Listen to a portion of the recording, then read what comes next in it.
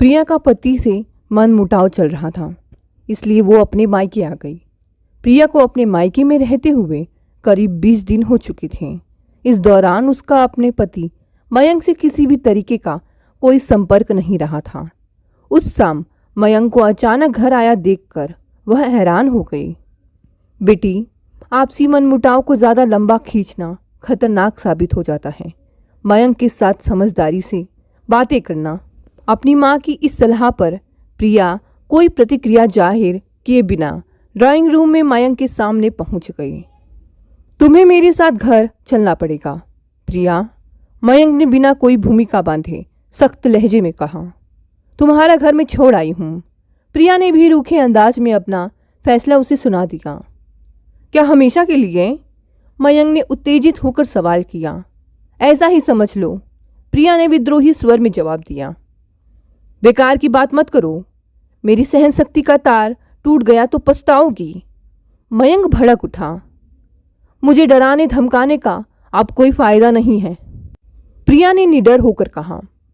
अगर तुम्हें और कोई बात नहीं कहनी है तो मैं अपने कमरे में जा रही हूँ। मयंक ने अपनी पत्नी को अचरज भरी निगाहों से देखा। उनकी शादी को करीब 12 साल हो चुके थे। इस दौरान उसने कभी सपने में भी कल्पना नहीं की थी प्रिया ऐसी विद्रोही अंदाज में उससे पेश आएगी। उठकर खड़ी होने को प्रिया को हाथ के इशारे से मयंक ने बैठने को कहा और फिर बताया कि कल सुबह मधुर और जिया हॉस्टल से 10 दिनों की छुट्टियां बिताने घर पहुंच रहे हैं। कुछ देर सोच में डूबी रहने के बाद प्रिया ने व्याकुल स्वर में कहा, उन दोनों को यहाँ मेरे पास छोड़ जाना। तुम्हें पता है कि तुम क्या बकवास कर रही हो? वह दोनों यहाँ नहीं आएंगे। मयंक गुस्से से फट पड़ा। फिर जैसी तुम्हारी मर्जी, मैं बच्चों से कहीं बाहर मिल लिया करूँगी। प्रिया ने धक्के से अंदाज में मयंक का फैसला स्वीकार कर लिया। यह कैसी मूर्खता भरी बात मुंह से निकाल रही हो? तुम्हारे बच्चे 4 महीने बाद घर लौट रहे हैं और तुम उनके साथ घर रहने नहीं आओगी। तुम्हारा यह फैसला सुनकर मुझे अपने कानों पर विश्वास नहीं हो रहा है। अपने बच्चों के साथ कौन मां नहीं रहना चाहेगी? प्रिया का अचानक गला भर आया। मैं अपने फैसले से मजबूर हूँ। मुझे उस घर में लौटना ही नहीं है। हम अपने झगड़े बाद में निपटा लेंगे प्रिया। फिलहाल तो बच्चों के मन की सुख शांति के लिए घर चलो। तुम्हें घर में ना पाने का सदमा वे दोनों कैसे बर्दाश्त करेंगे? अब वे दोनों बहुत छोटे बच्चे नहीं रहे। मधुर 10 साल का और जिया 8 साल की हो रही है। उन दोनों को बेकार ही मानसिक कष्ट पहुंचाने का क्या फ़ायदा होगा? मयंक ने चिढ़े से अंदाज में उसे समझाने का प्रयास किया। एक दिन तो बच्चों को तो यह पता लगेगा ही कि हम दोनों अलग हो रहे हैं। यह कड़वी सच्चाई उन्हें इस बार ही पता लग जाने दो। उदास प्रिया अपनी जिद पर अड़ी रही। ऐसा हुआ ही क्या है हमारे बीच जो तुम यूं अलग होने की बकवास कर रही हो? मयंक फिर गुस्से से भर गया। मुझे इस बारे में तुमसे अब कोई बहस नहीं करनी है। इस वक्त सहयोग करो मेरे साथ प्रिया। प्रिया ने कोई जवाब नहीं दिया। वह सिर झुकाए सोच में डूबी रही। मयंक ने अंदर जाकर अपने सास ससुर को सारा मामला समझाया। मधुर और जिया की खुशियों की खातिर वह अपनी नाराजगी व शिकायतें भुलाकर मयंक की तरफ हो गए। प्रिया पर ससुराल वापस लौटने के लिए अब अपने माता पिता का दबाव भी पड़ा। अपने बच्चों से मिलने के लिए उसका मन पहले ही तड़प रहा था। अंततः उसने एक शर्त के साथ मयंक की बात मान ली। मैं तुम्हारे साथ बच्चों की माँ के रूप में लौट रही हूँ, पत्नी के रूप में नहीं। पति पत्नी के टूटे रिश्तों को फिर से जोड़ने का कोई प्रयास न करने की तुम कसम खाओ तो ही मैं वापस लौटूंगी। बड़े गंभीर होकर प्रिया ने अपनी शर्त मयंक को बता दी। अपमान का घूंट पीते हुए मयंक को मजबूरन अपनी पत्नी की बात माननी पड़ी। बच्चे कल आ रहे हैं तो मैं भी कल सुबह घर पहुंच जाऊंगी। अपना निर्णय सुनाकर प्रिया ड्राइंग रूम से उठकर अपने कमरे में चली आई। प्रिया के व्यक्तित्व में नजर आ रहे जबरदस्त बदलाव ने उसके माता पिता व पति को ही नहीं बल्कि उसे खुद को भी अचंभित कर दिया था। उस रात प्रिया की आंखों से नींद दूर भाग गई थी। पलंग पर करवटें बदलते हुए वह अपनी विवाहित जिंदगी की यादों में खो गई। उसे वे घटनाएं व परिस्थितियां रह रहकर याद आ रही थी जो अंततः मयंक व उसके दिलों के बीच गहरी खाई पैदा करने का कारण बनी थी। उस शाम ऑफिस से देर से लौटे मयंक की कमीज के पिछले हिस्से में लिपस्टिक से बना होठों का निशान प्रिया ने देखा। अपने पति को उसने कभी बेवफा और चरित्रहीन नहीं समझा था। सच्चाई जानने को वह उसके पीछे पड़ गई तो मयंक अचानक गुस्से से फट पड़ा था। हाँ, मेरी जिंदगी में एक दूसरी लड़की है। प्रिया के दिल को गहरा जख्म देते हुए उसने चिल्लाकर कबूल किया। उसकी खूबसूरती, उसका यौवन और उसका साथ मुझे वह मस्ती भरा सुख देते हैं जो तुमसे मुझे कभी नहीं मिला। मैं तुम्हें छोड़ सकता हूँ, उसे नहीं। मेरे सारे गुण, मेरी सेवा और समर्पण को नकार कर क्या तुम एक चरित्रहीन लड़की के लिए मुझे छोड़ने की धमकी दे रही हो? मयंक के आखिरी वाक्य ने प्रिया को जबरदस्त मानसिक आघात पहुंचाया था। उस लड़की के लिए ना कोई अपशब्द कभी मेरे सामने निकालना और ना उसे छोड़ने की बात करना। तुम अपनी घर गृहस्थी और बच्चों में खुश रहो और मुझे भी खुशी से जीने दो।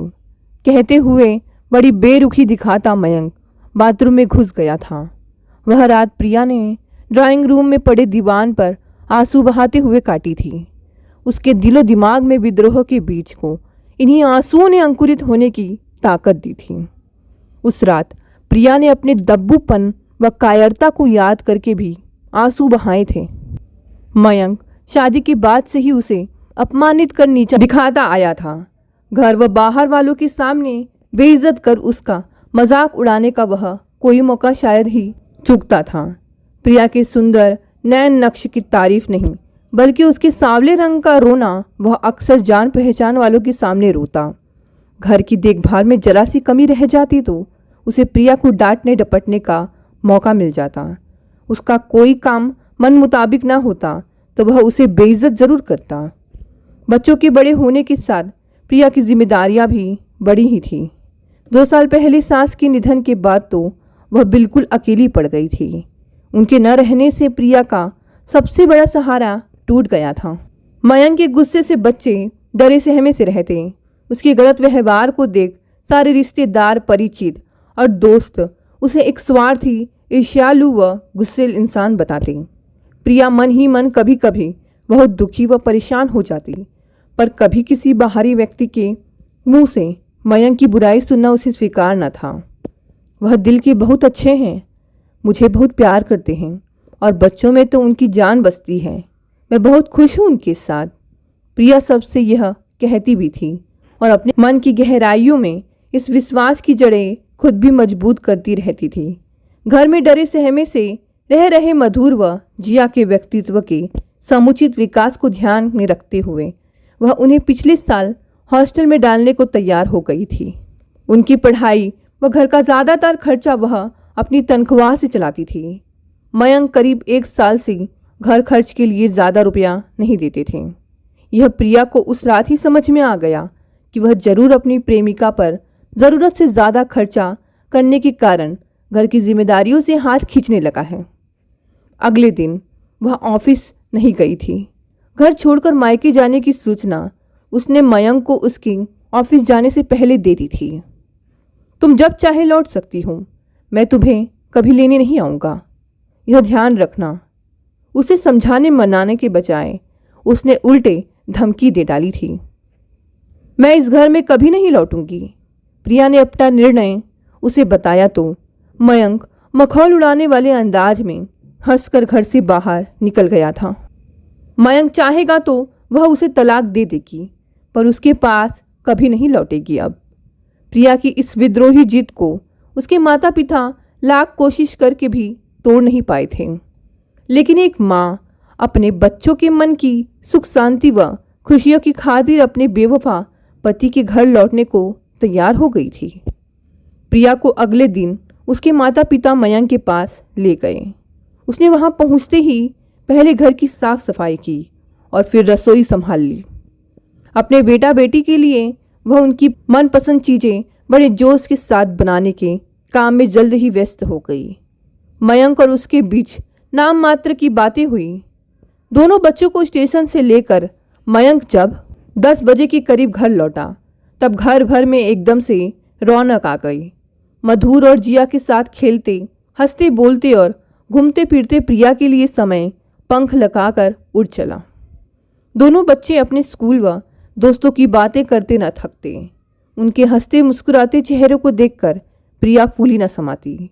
जब कभी प्रिया अकेली होती तो उदास मन से यह जरूर सोचती कि अपने कलेजे के टुकड़ों को कैसे बताऊंगी कि मैंने उनके पापा को छोड़कर अलग रहने का फैसला कर लिया है। उन हालात को यह मासूम कैसे समझेंगे जिनके कारण मुझे इतना कठोर फैसला करना पड़ रहा है। वह रात को बच्चों के साथ उनके कमरे में सोती। दिन भर की थकान इतनी होती कि लेटती ही गहरी नींद आ जाती और मन को परेशान या दुखी करने वाली बातें सोचने का समय ही नहीं मिलता। मयंक इन तीनों की उपस्थिति में अधिकतर चुप रहकर इनकी बातें सुनता।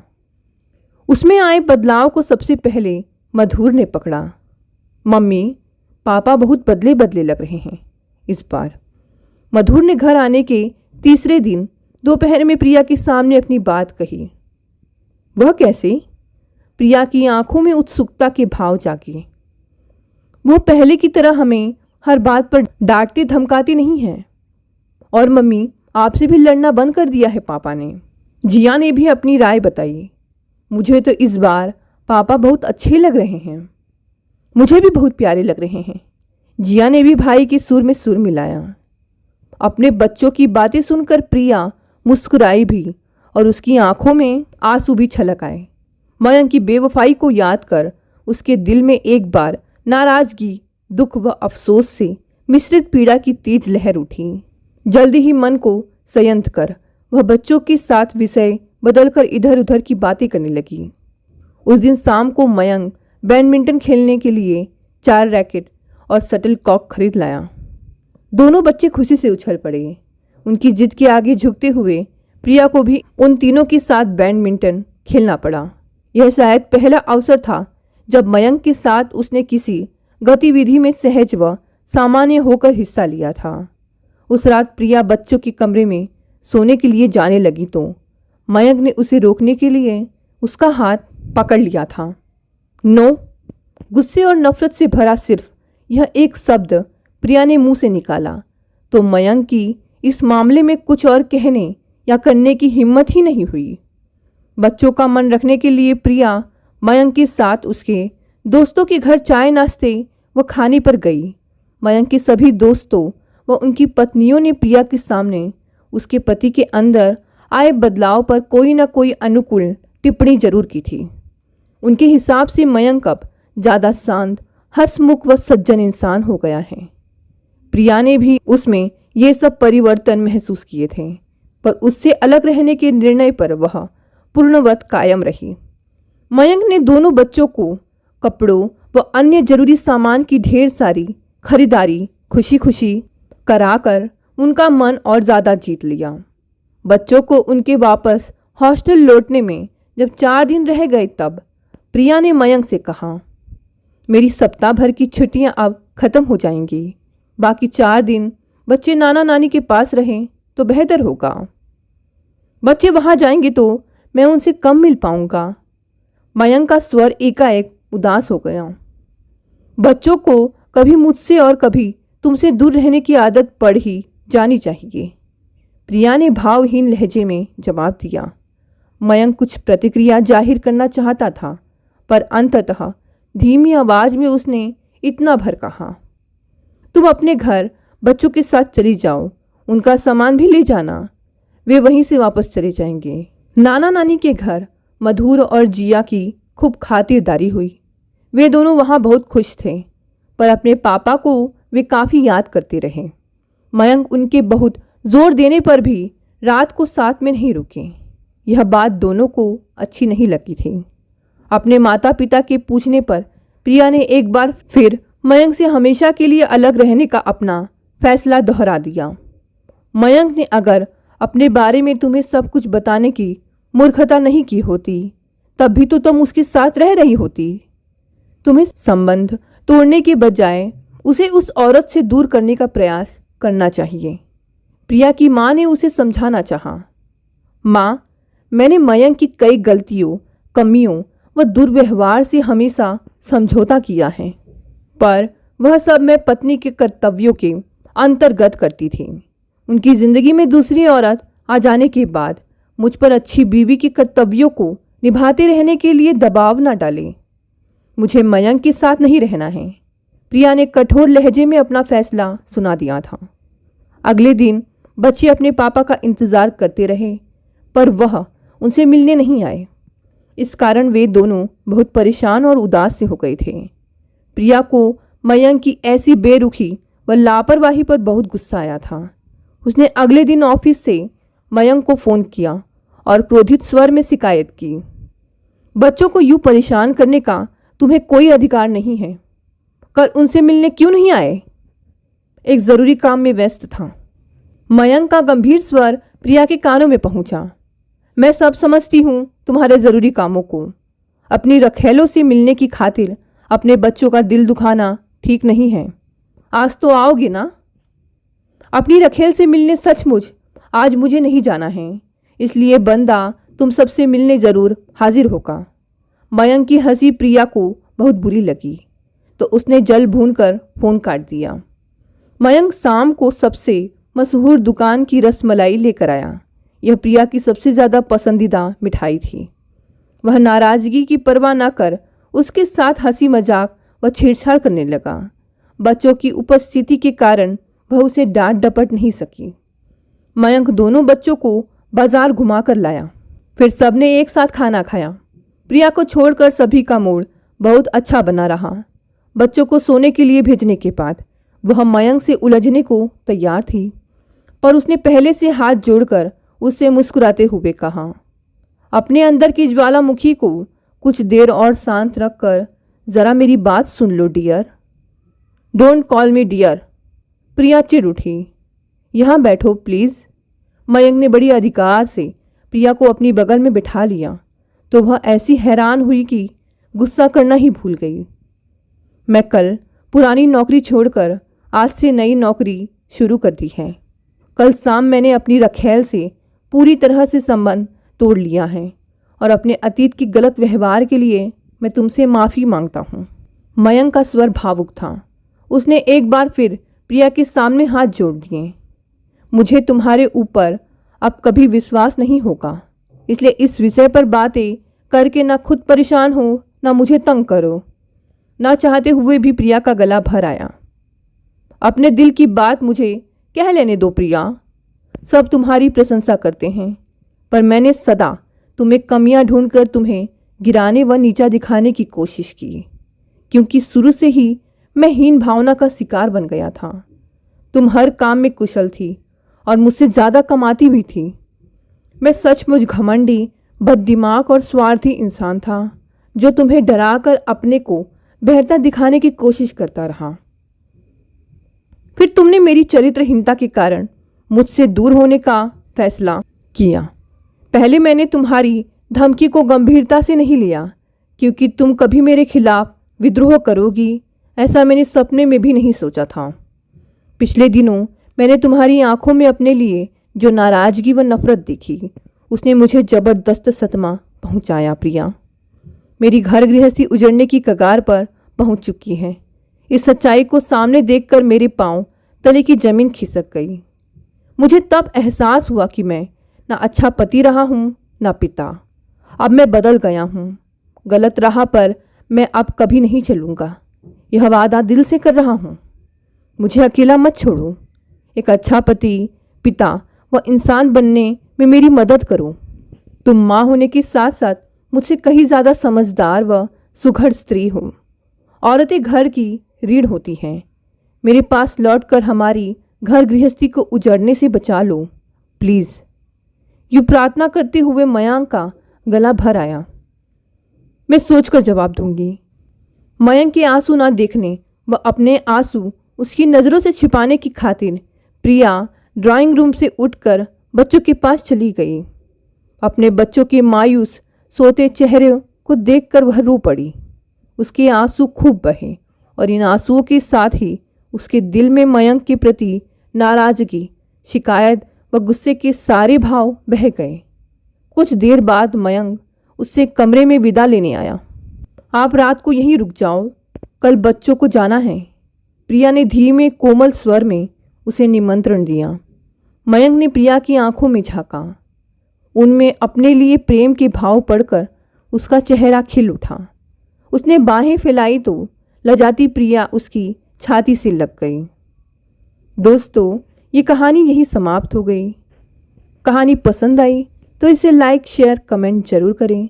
साथ ही साथ अगर आप नए हैं तो चैनल को भी सब्सक्राइब कर लें। धन्यवाद दोस्तों, मिलते हैं अगली नई कहानी से।